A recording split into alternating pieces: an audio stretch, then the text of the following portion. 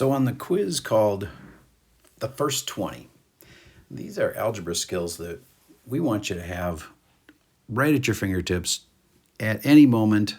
You should be able to do this problem like right in the middle of another super hard higher algebra test question. You might have one of these, and we just expect that you'd know how to do this. So I thought it would be a good day to take a minute and talk over some of the most missed questions, and then give you a chance to take another one of those first 20 quizzes. So here is one of the skills that really baffles tons of kids. If they're supposed to simplify this, now when would you ever have this? Well, it happens when you do the quadratic formula, and you got x equals negative b plus or minus square root b squared minus 4ac all over 2a. And then you have this, and then you're trying to figure out, well, what on earth would I do with that? The key is noticing that both this and this have a common factor, and you need to factor that 3 out. I found so often that math, when you get to the high school level, it's about factoring and finding moments when you can factor. So I say if you can factor, you should. So you see how there's 3's in both of those? I'm going to factor out that 3. I could have factored out a negative 3, but didn't really need to, because I'm looking at the bottom and seeing that there's a 3 down there that would really nicely cancel with the 3 on top. Now, some kids that are really inexperienced at this think they can just cancel these 3's like that, but you can't, because you can't you can't cancel something until it's factored out.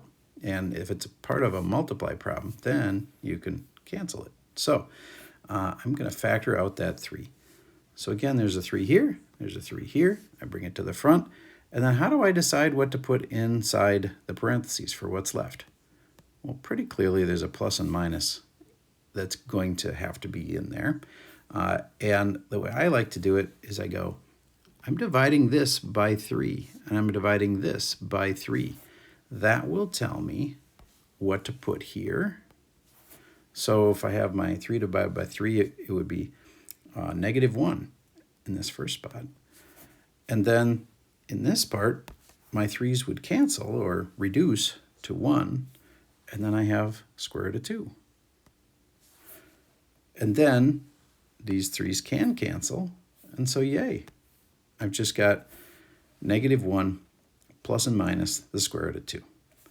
So that usually, again, comes in a quadratic formula problem, so it would be x equals, and then those would be the 2 x-intercepts. You could write them separately because they are separate things, but if you were going to make them an x-intercept, you'd probably want to make their y equal to 0. But one of them would be negative 1 plus the square root of 2, and then the other answer, which would be negative 1 minus the square root of 2, would go right there. All right, so that's one of the most important topics that we want you to know. And here's another one. You probably haven't done this in like a long time. And so let's just remind you, this is just x minus 3 is equal to 8, and x minus 3 is equal to negative 8. Now the negative can be put on either side, but I strongly recommend that you put it on the right side, because if you put it on the left side, there's a tendency to just put it on one of these two, and then you wouldn't want to do that. If you were going to put it on the left side, you'd want to put a parenthesis and distribute that negative into both parts. All right, so why is this? I'll help you understand why it's equal to 8 and negative 8. It's because what's in here right now, if it comes out to 8, it would work, because 8, the absolute value, is 8, or negative 8 would also work. So now it's just solving two super simple little equations. 8 plus 3 is 11, and then we add 3 here, add 3 here. X equals negative 5. All right, so I get two answers.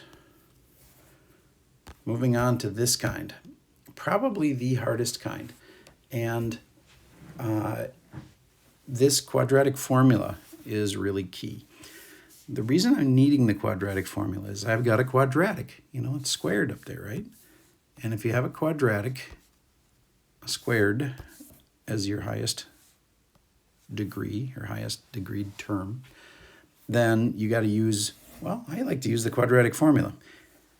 Now, really, you may recall earlier on I said that if you can factor it, you should. And, oh my gosh, I just added 1 to both sides. I really wanted to subtract 2 from both sides.